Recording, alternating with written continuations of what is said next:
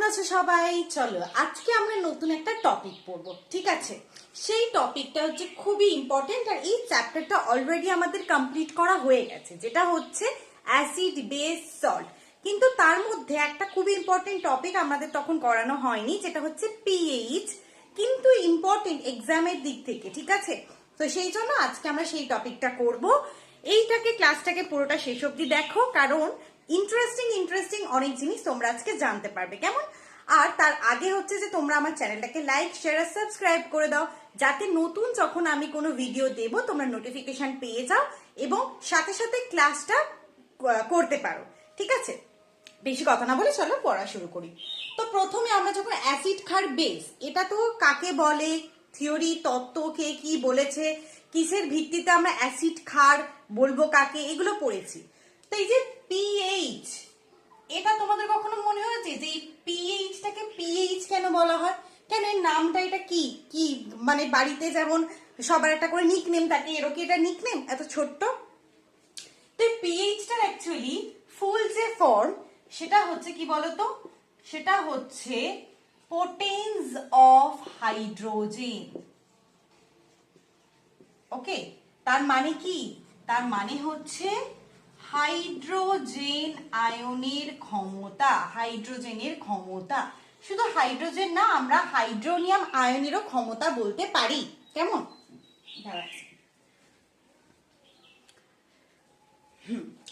তো এই যে পিএইচ, সেটা আসলে প্রথম কে ধারণা দেন সেটাকে দেখেন। তো বিজ্ঞানী সোরেনসন, ঠিক আছে, বিজ্ঞানী সোরেনসন কততে নাকি ইন 909 প্রথম পিএইচ এর কথা বলে। আর কে বলে? বিজ্ঞানী সোরেনসন, মনে রাখবে কিন্তু। কখনো কখনো বলে পিএইচ এর ধারণা কে দেন। আচ্ছা, এই যে পিএইচ আসলে এটা কি? এটা হচ্ছে নেগেটিভ লগারিদম, মানে base 10 logarithm, negative logarithm of H plus ion concentration. আরো একটা জিনিস আমি এখান থেকে মনে রাখতে পারি যে pH proportional to 1/H plus আয়নের কনসেন্ট্রেশন। মানে কি? H প্লাস আয়নের কনসেন্ট্রেশন যত বাড়বে পিএইচ তত কমবে। তাই জন্য অ্যাসিডের ক্ষেত্রে কি হয়? পিএইচ কম হয়। কেন না? কারণ তাদের H প্লাস আয়নের কনসেন্ট্রেশন বেশি। সব সময় তো লিঙ্ক করে করে পড়বে, কেমন? তাহলে অ্যাসিডের ক্ষেত্রে কি হচ্ছে? অ্যাসিডের ক্ষেত্রে H প্লাস আয়নের কনসেন্ট্রেশন বেশি হচ্ছে, তাহলে তার ক্ষেত্রে পিএইচ কি হলো? কম হলো। তাহলে এটা একটা কেস। আর একটা কি না, পিএইচ প্রপোর্শনাল টু হচ্ছে OH মাইনাস। তার মানে কি? OH মাইনাস আয়নের কনসেন্ট্রেশন যত বাড়বে সে তত বেসিক হবে এবং তার পিএইচ তত বেশি হবে।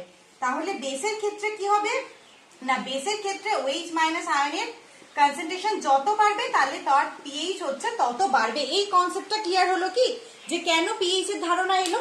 এবার হচ্ছে যে পিএইচ, এটা মুছে দিচ্ছি, পিএইচ এর একটা স্কেল, মানে পিএইচ কত সেটা জানার জন্য না একটা ইউনিভার্সাল স্কেল ব্যবহার করা হয়, এবং সেই স্কেলের মধ্যে হচ্ছে বিভিন্ন ধরনের দাগ থাকে এরকম।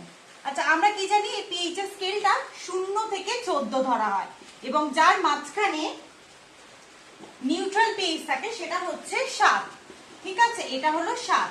এবারে যত এদিকে কমবে সেটা কি নেচার হবে না, অ্যাসিডিক নেচার হবে, আর যত এদিকে যাবে সেটা হচ্ছে বেসিক নেচার হবে, কেমন? আর এর যে কালার গুলো, যেমন আমরা ভিজিওতে দেখি না, VIBGYOR, এইরকম কালার হবে, মানে যে যত বেশি ভায়োলেট যাবে, আস্তে আস্তে ইন্ডিগো, এই রিজিয়নটা লাইট কালার, এখানটা দেখবে একটু মাঝখানটা লাইট কালার হবে, ঠিক আছে? আর এই দুদিকগুলো হচ্ছে খুব dark dark violet, dark red, এরকম হবে। তো একটা পেপার আছে পিএইচ পেপার, ঠিক আছে? এটা হচ্ছে পিএইচ পেপার। সেটাকে কি যে কোনো একটা সলিউশনের মধ্যে ডোবাবো, ডুবিয়ে কি কালার এলো সেটা এই স্কেলের সাথে ম্যাচ করে দেখবো, যে কালার ম্যাচ করবে তত পিএইচ। এইভাবে পিএইচটা সাধারণত দেখা হয়, কেমন? এরপর পরীক্ষাতে যে পিএইচ গুলো আসে, কোন সলিউশনের পিএইচ কত, এখন আমরা সেটা নিয়ে একটু দেখবো, কেমন? এটা মুছে দিচ্ছি। তো আমাদের হিউম্যান বডির পিএইচ কিন্তু আসে, অনেক ক্ষেত্রেই আসে। আচ্ছা, তো প্রথমে হচ্ছে রক্তের পিএইচ। তো মানুষের যে রক্ত, তার পিএইচ এটা বারবার আসে কত, এটা হচ্ছে নিয়ার ইকুয়াল টু 7.4। তাহলে এখন এখান থেকে বায়োলজিতে প্রশ্ন আসতে পারে যে রক্ত কি ধরনের, মানে ক্ষারধর্মী নাকি অ্যাসিড ধর্মী? তখন বলতে হবে ক্ষারধর্মী, কারণ এটা 7.4 এর থেকে বেশি, কেমন? তাহলে এটা কি ধর্মী? এটা রক্ত কিন্তু আমাদের হলো ক্ষারধর্মী। এই প্রশ্নটাও কিন্তু আসতে পারে। আচ্ছা, যদি ধরি মুখের লালা, কেমন মুখের লালা, মুখের লালার পিএইচ কত বলো তো 6.5 থেকে 7.5। আচ্ছা মূত্র, মূত্রের পিএইচ হচ্ছে 5.5 টু 7.5। আচ্ছা যদি তোমাদের বলে পাকস্থলীর পিএইচ, কারণ পাকস্থলীতে কি থাকে সালফিউরিক অ্যাসিড থাকে, সালফিউরিক অ্যাসিড হচ্ছে অত্যন্ত মানে তীব্র অ্যাসিড, তাই জন্য তার পিএইচ 1.5 থেকে 3.5। আচ্ছা যদি তোমাদের বলে লেবুর পিএইচ, লেবুর রসের পিএইচ কেন বললাম, মনে হবে লেবুর রস আবার এই পাকস্থলী রক্তর মধ্যে কি এলো, তোমাদের একবার একটা প্রশ্ন এসেছিল, তাতে দেওয়া ছিল যে কার পিএইচ সব থেকে বেশি, ব্র্যাকেটে পিএইচ এর ভ্যালুগুলো দেওয়া ছিল, তাহলে কি যার পিএইচ যত কম তার H+ আয়ন কনসেন্ট্রেশন তত হচ্ছে কি বেশি হবে, ঠিক আছে, তার মানে সেটা তত অ্যাসিডিক। তো লেবুর রসের হচ্ছে 2.2 টু 2.4। আরো অনেকগুলো পিএইচ থাকে, যেমন তোমাদের অ্যান্টাসিডের একটা আমি ক্লাস করিয়ে দিয়েছি, ঠিক আছে, সেই ক্লাসে দেখবে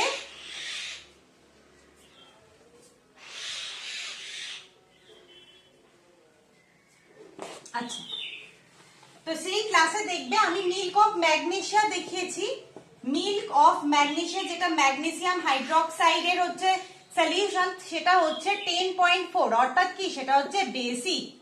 এছাড়া তোমরা বলতে পারো ব্যাটারি, ব্যাটারিতে তোমরা অনেকেই জানো যে সালফিউরিক অ্যাসিড থাকে, সেটা হচ্ছে 40% সালফিউরিক অ্যাসিড থাকে, তাই জন্য তার পিএইচ হচ্ছে 0.5 এরকম অবধি থাকে, ঠিক আছে। তো এই যে পিএইচ এর এত লম্বা রেঞ্জ, ওটা কিন্তু মনে রাখবে। এরপর পিএইচ এত গুরুত্বপূর্ণ কেন, কেন জানবো, কারণ পিএইচ হচ্ছে প্রত্যেকটা বডির মধ্যে না, প্রত্যেকটা সিস্টেমের আলাদা আলাদা পিএইচ, রক্তর এতটা পিএইচ থাকতে হবে, মুখের লালা রসের এই পিএইচ এর মধ্যে ওখানকার ব্যাকটেরিয়ারা ভালো করে কাজ করতে পারবে। পাকস্থলী কেন পিএইচ বেশি, যাতে খাবারের জীবাণুগুলোকে সে নষ্ট করতে পারে এবং খাবারটাকে যাতে পাচিত করতে সাহায্য করতে পারে। তো সেরকমই বডির বিভিন্ন জায়গায় বিভিন্ন ধরনের পিএইচ হচ্ছে মেনটেন হয়, এবং সেই পিএইচ এ যদি কোনো ইমব্যালেন্স দেখা যায় তখনই কিন্তু শরীরে সমস্যা হয়। যেমন একটা উদাহরণ দিচ্ছি, মুখের লালার পিএইচ কি পড়লাম আমরা, কেন পিএইচ গুরুত্বপূর্ণ সেটা দেখি।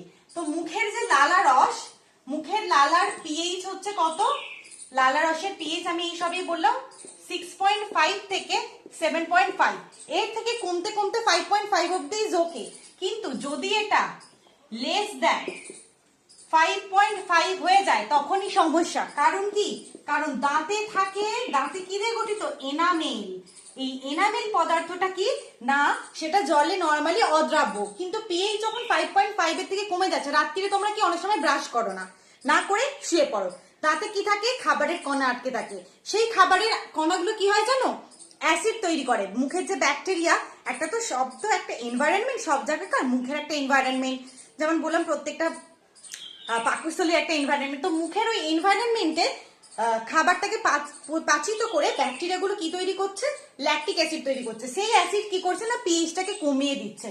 যখনই এর পিএইচ কমে যাচ্ছে, কম পিএইচ এ কি হয়ে যাচ্ছে জানো, এই যে এনামেলটা তৈরি হচ্ছে একটা হাইড্রক্সি অ্যাপিটাইট নামক পদার্থতে, ঠিক আছে, হাইড্রক্সি অ্যাপিটাইট, যেটা কি, যেটা হচ্ছে জলে দ্রাব্য ক্যালসিয়াম ফসফেটের একটা লবণ সেটা, ঠিক আছে, ক্যালসিয়াম ফসফেটের লবণ।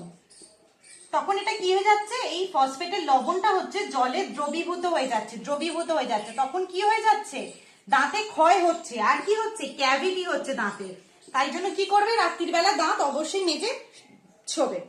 আচ্ছা পিএইচ এর আরো একটা গুরুত্ব হচ্ছে, যদি আমরা কৃষি জমির ক্ষেত্রে বললাম পিএইচটা হচ্ছে এমন একটা জিনিস না, যেটা সব জায়গাতে মেনটেন করতে হবে, এই অ্যাসিড বেস এর কিন্তু রিয়েল লাইফে আমরা যদি এর অবদান দেখতে চাই, তার প্রচুর এর অবদান।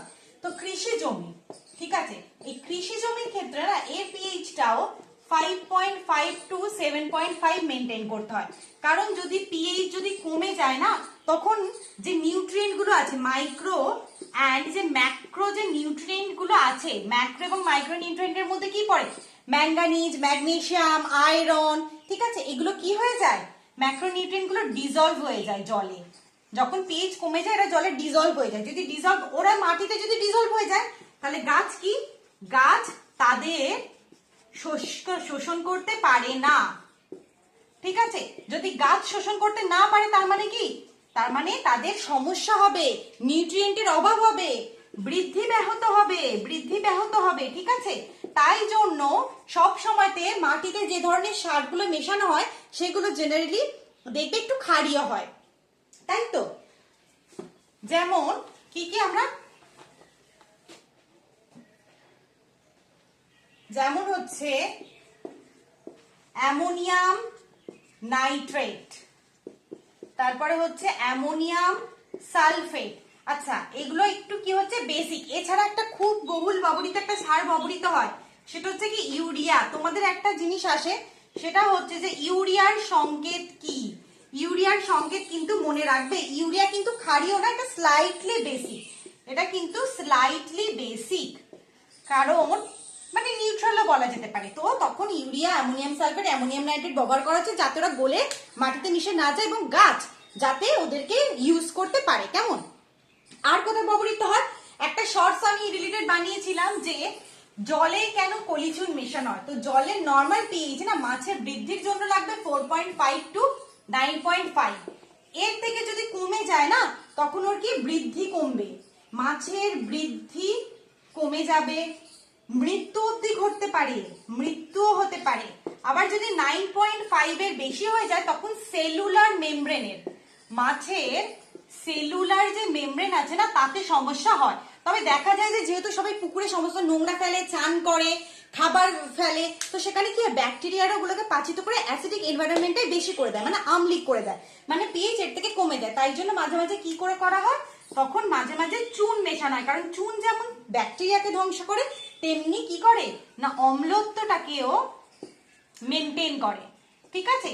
তাই জন্য হচ্ছে তোমার পুকুরের মধ্যে চুন দেওয়া হয়। কারণ আমরা এই যে জানলাম পিএইচ এর ব্যাপার, যে পিএইচ স্কেলটা কে তৈরি করেছে, পিএইচ কখন কমছে কখন বাড়ছে, পিএইচ এর স্কেলের যে কালার গুলো কোন দিক থেকে কোন দিকে গেলে ভায়োলেট বেশি হয়, কোন দিকে গেলে আমাদের রেড বেশি হয়, কোথাকার আমাদের বডির পিএইচ কত, এবং আমাদের পিএইচ এর যে রেগুলার লাইফ, আমাদের পিএইচ এর যে গুরুত্ব, সেটা আজকে আমরা জানলাম। এটা একদম ভালো করে করবে। পিএইচ থেকে কিন্তু প্রশ্ন আসে, ম্যাক্সিমাম ইয়ারে কিন্তু এসেছে অ্যাসিড বেস সল্টের এই চ্যাপ্টারের অন্তর্গত পিএইচ থেকে। কেমন?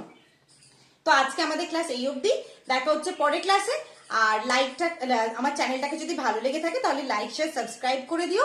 প্রত্যেকে ভালো থাকো, ভালো করে পড়াশোনা করো। বাই।